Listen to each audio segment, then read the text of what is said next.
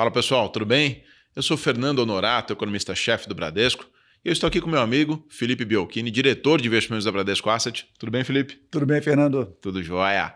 Bom, nós estamos aqui para trazermos para vocês um conteúdo diferente dessa vez.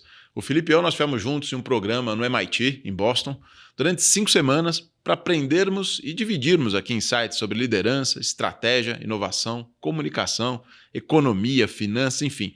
Nós estivemos lá com cerca de 40 colegas de mais de 20 diferentes nacionalidades, né? Eu posso dizer para vocês que foi uma experiência muito enriquecedora para mim e tenho certeza para ele também nesse processo.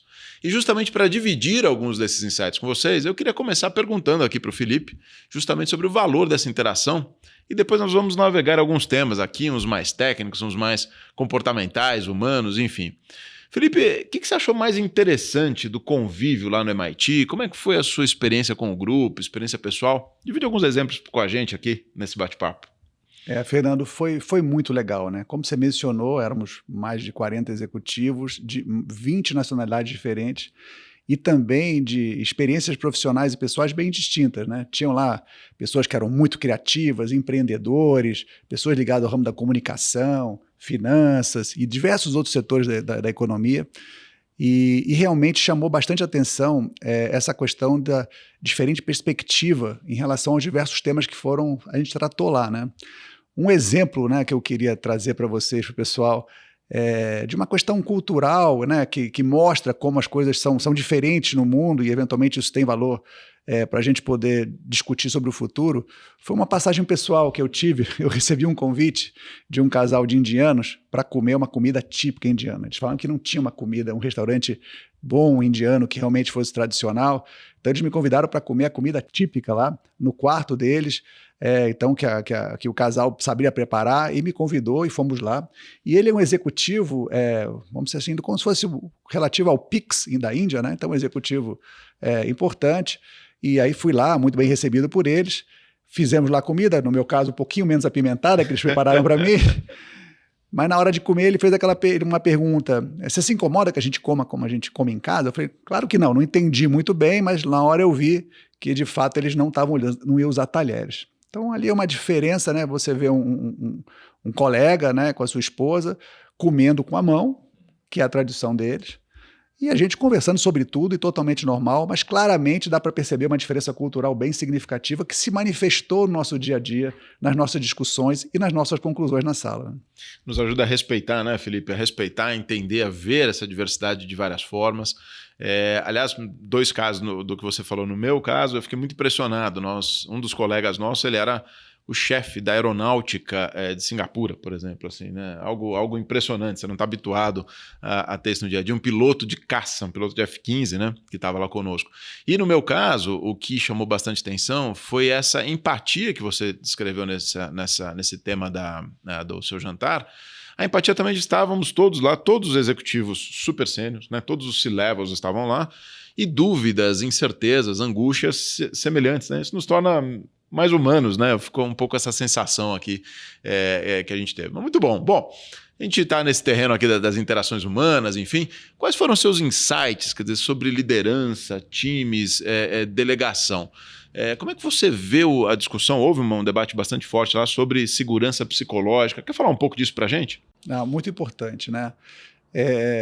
O que a gente pôde perceber é que cada vez mais os times, para poder proporcionar, né, um trabalho de mais eficiência, mais criativo e principalmente capaz de estar antenado com tudo que está acontecendo no mundo, precisa ter um ambiente de colaboração e de inovação bastante bem estabelecido. E uma das coisas que a gente aprendeu lá, né, que tem teoria que demonstra isso, que equipes que têm um ambiente de segurança psicológica, que as pessoas se sentem bem em colaborar, tendem a ser mais produtivos.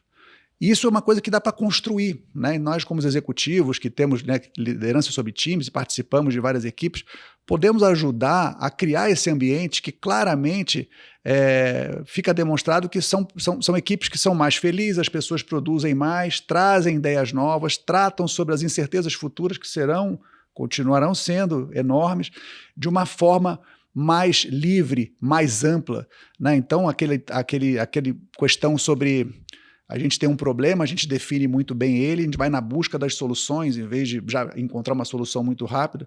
Com uma equipe que tem segurança psicológica, ela consegue propor diversas soluções que eventualmente não estavam nas primeiras, né, opiniões da liderança ou da equipe que toma as decisões.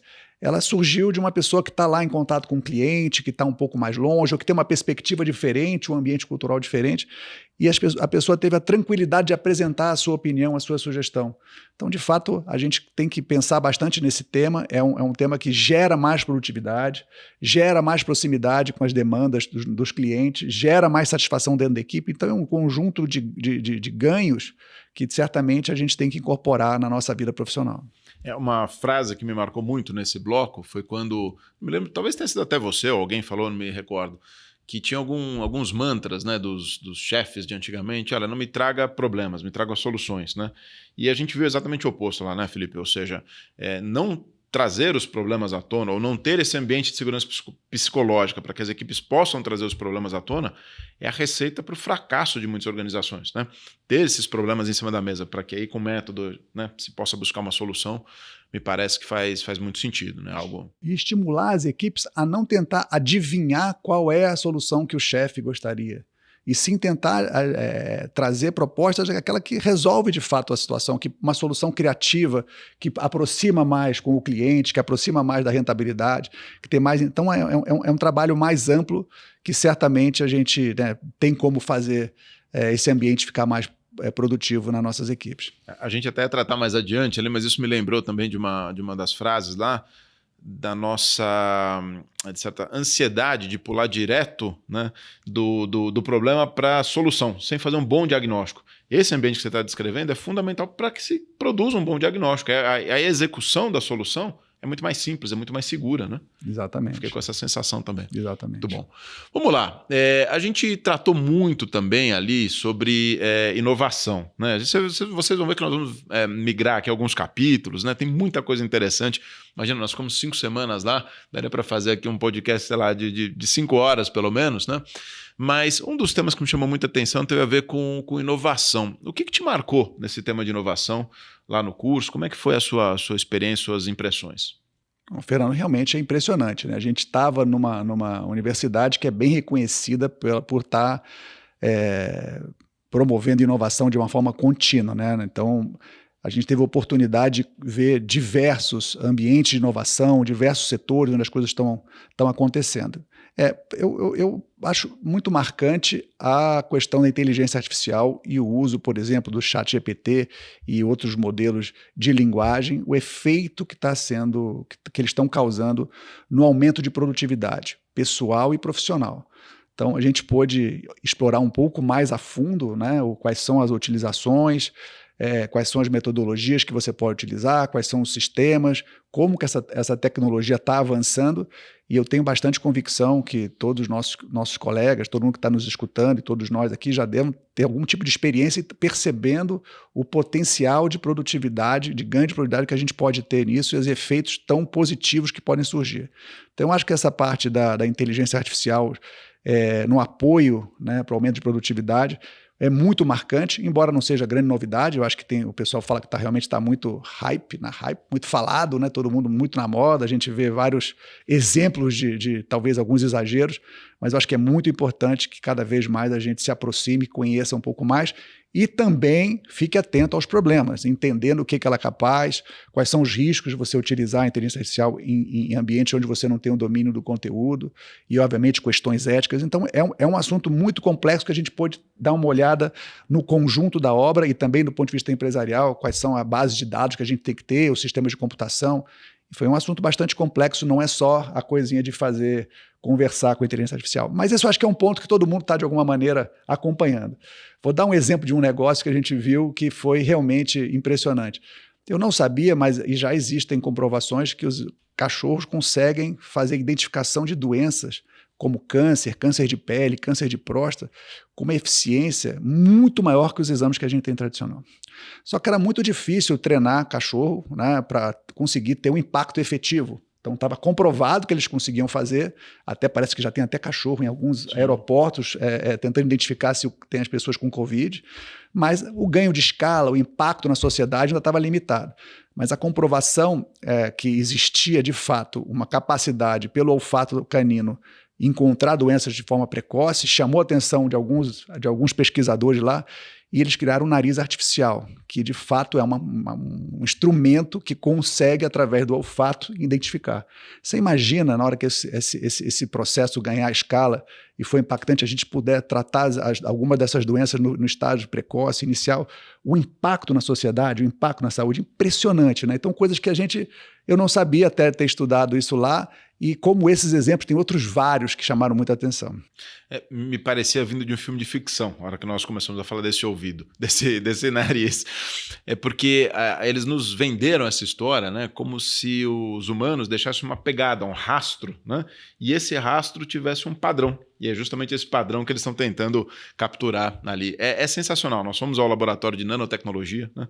Vimos muitas coisas interessantes lá. Houve discussões sobre quantum computing, coisas que, parecem também de outro planeta, e teve uma interação bastante grande.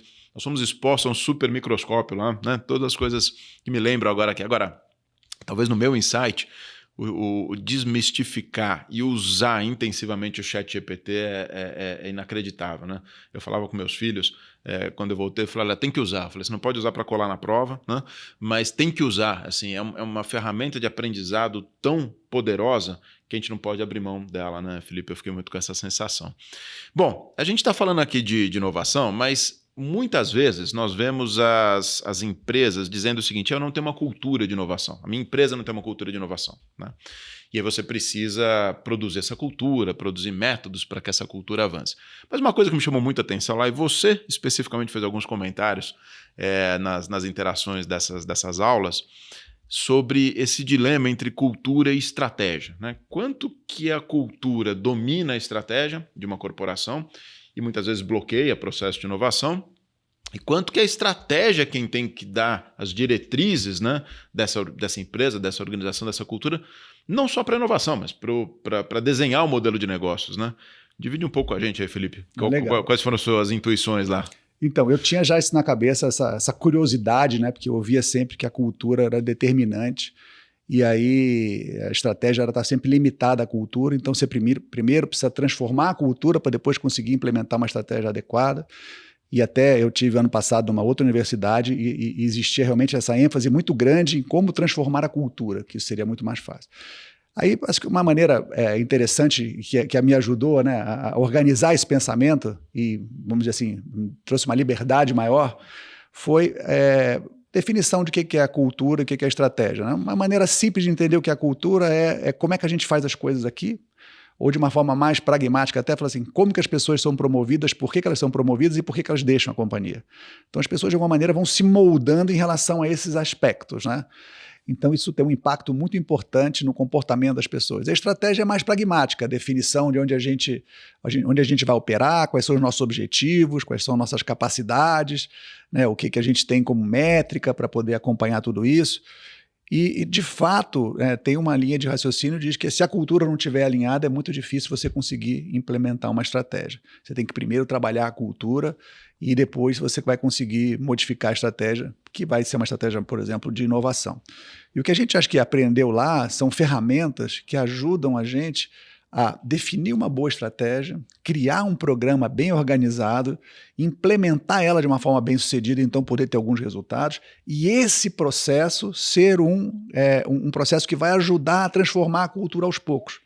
Então isso é muito libertador para os executivos, que às vezes, não, eu não consigo fazer isso, que eu trabalho numa organização que tem muitos anos, as pessoas pensam assim da mesma forma, mas todos nós podemos e lideramos e trabalhamos em algumas áreas que a gente tem autonomia para executar alguns processos que são inovadores, e na medida que esses processos são, né, bem organizados e trazem bons resultados, a cultura começa a ser transformada. Então, acho que a mensagem é que a cultura e a estratégia têm que estar bem alinhadas, sim, mas a estratégia bem implementada e bem executada ajuda a transformar a cultura. Isso é muito libertador.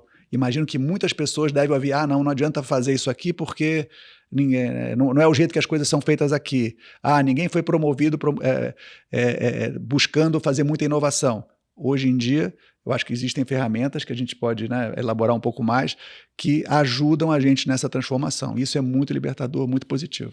Você usou essa expressão algumas vezes aqui e eu tinha até anotado. Nós falamos isso num café, não sei se você recorda. Estávamos eu, você, um grupo ali, nós falamos quão libertador é. Como é que eu traduzo esse libertador na minha cabeça, né? Se a cultura que manda é muito passivo, não tem o que fazer. Né? Agora, se tem uma estratégia por trás capaz de produzir essas mudanças, você consegue atuar. Você tem, né, de novo, ação nesse processo. E uma coisa que me chamou muita atenção também, Felipe, acho que você se recorda, uma das nossas coaches lá, enfim, professora, essa que a gente vai chamar assim, ela dizia isso, que nós líderes temos esse papel também de parar de repetir essas frases do tipo, sempre foi feito assim, a cultura que é assim, se nós queremos mudar uma situação. Então, quantas vezes nós nos vemos simplesmente replicando um modelo, né, associado a esse tema da cultura, que é nossa obrigação como gestores interromper. Simplesmente assim, não, vamos tentar, vamos ter, né, conforto de fazer diferente. Isso requer segurança psicológica, isso requer, né, um ambiente de propício à falha, a gente vai falar um pouquinho disso também, mas é nosso papel, quer dizer, os líderes têm que cumprir essa agenda. Muito bom. Olha só, tem método para isso? A gente falou aqui de estratégia, falou aqui de cultura, e aliás, né, fazer aqui um paralelo, lá no MIT se brincava muito que a outra universidade, né, enfim, eles eram mais conceituais, mais teóricos, e o MIT é mão na massa, digamos assim, né, um pouco essa ideia. Tem método para implementar esses temas que nós vimos lá, especialmente sistema de estratégia e cultura, enfim, inovação? Eu acho que é muito importante essa questão da mão na massa, né? Chamou bastante atenção de como o processo educacional deles envolve toda a parte teórica, né, o conteúdo, mas também execução, para que você possa, de fato, consolidar o teu conhecimento. Isso está desde o início da fundação da faculdade e assim, é muito bacana. Isso, a gente percebeu isso em todas as nossas aulas. Acho que tem vários métodos, a gente, né, acompanha, e a gente lá teve a oportunidade de focar num, que eu acho que é muito bom, porque ele é bastante objetivo, bastante simples. Então, tentando dividir com os colegas aqui um método que a gente estudou, que eu acho que serve para muitas empresas, serve para muitas áreas, é o método de definição bastante clara, né, de algumas métricas. Por exemplo, o que a gente quer ser, qual é o nosso objetivo, qual é o nosso sucesso, como é que a gente consegue descrever. E muitas vezes, né, teve até um exemplo, só para poder ser bastante prático, da época da Pepsi, definindo seu objetivo. Era ganhar da Coca-Cola em market share. Então, tudo que a empresa ia fazer... Né? Assim, então, isso. Toda a empresa seria estruturada com esse objetivo de market share. Outras empresas, aumentar o retorno sobre o capital. Outra é desenvolver produtos em determinado setor. E a partir dali, uma vez que você define isso, você consegue criar outros processos, né, de entender claramente, não, para poder atingir esse objetivo, eu tenho que focar em determinados mercados, determinados segmentos. Então, essa definição clara de onde você vai atuar, as suas vantagens comparativas, né? O que você chama de... o que você entende que o cliente vai ficar muito feliz de poder usar o teu serviço, comprar o teu produto? Como é que isso traduz, né? O que você tem de fato? Onde você está investindo mais que o teu concorrente? Isso tudo são escolhas que a gente tem que fazer, e são escolhas difíceis, porque todas elas podem dar certo, o futuro, né, pode testar. Mas é muito importante que você tenha bastante clareza nisso. Então, a definição da estratégia são realmente você criar esses pontos, né, de definição da onde você quer ir, como você quer ir, entender a tua equipe está preparada para entregar isso, você precisa capacitar mais, treinar, trazer gente de com outro tipo de skill. Você precisa eventualmente se associar com outra empresa que tem algum outro tipo de conhecimento. A gente vê muitas dessas startups fazendo parte dos conglomerados cada vez mais. Isso é um exemplo claro disso. E o ponto muito importante, né, que fecha, né, esse modelo é a metrificação. Você poder acompanhar direitinho quais são os sistemas que você tem no dia a dia para entender se você está atingindo os objetivos de curto prazo ou não, se você está mirando naquele grande objetivo de longo prazo, quais são os ajustes que você tem que fazer, qual o aprendizado.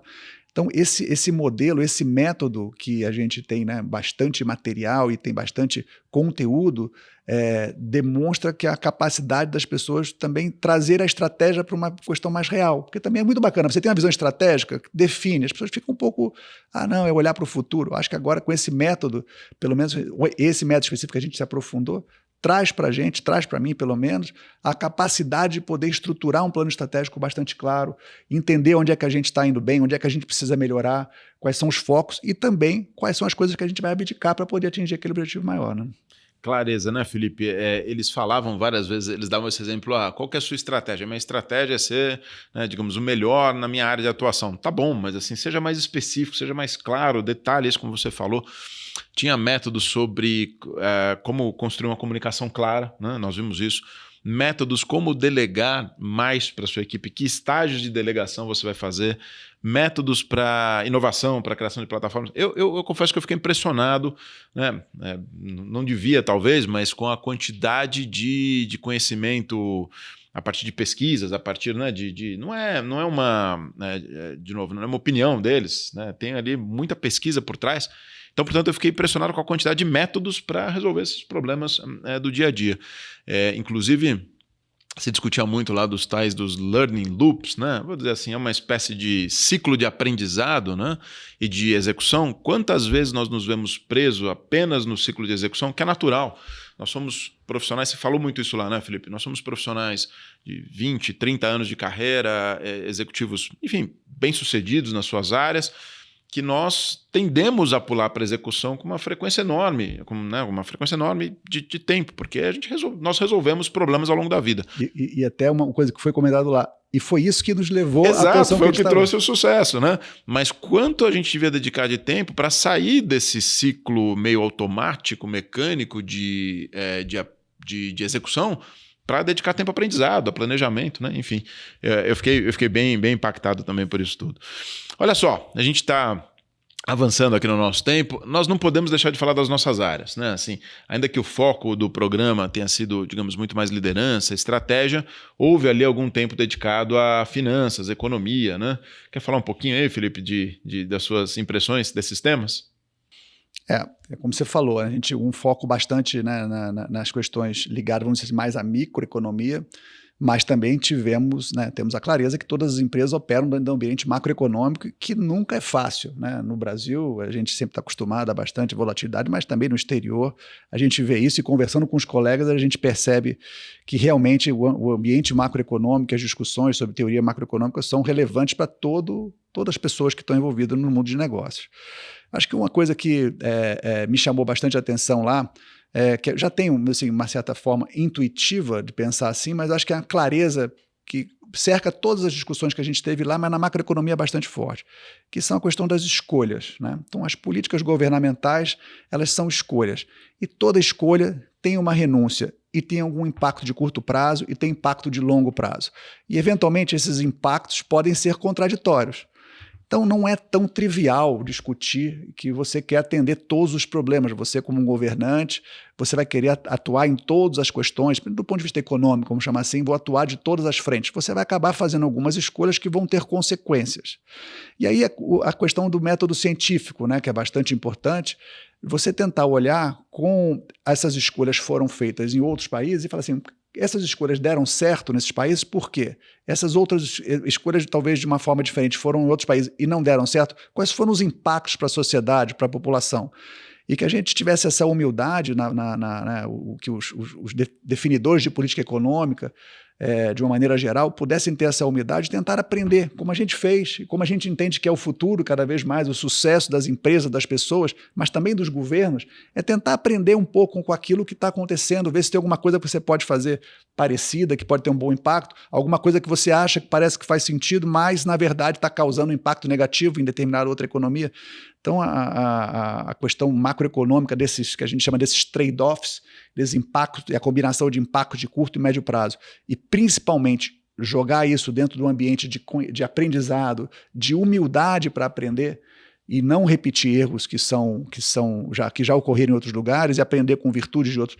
Eu acho que é a lição muito importante que eu acho que dá para ser incorporada aqui no Brasil, mas também nas economias de uma maneira geral, e essa mensagem, para mim, foi bastante impactante. O tema não podia ser mais atual, né, para a nossa economia, para os dilemas que nós vivemos também do ponto de vista das escolhas sob restrições, é o que você está falando, né?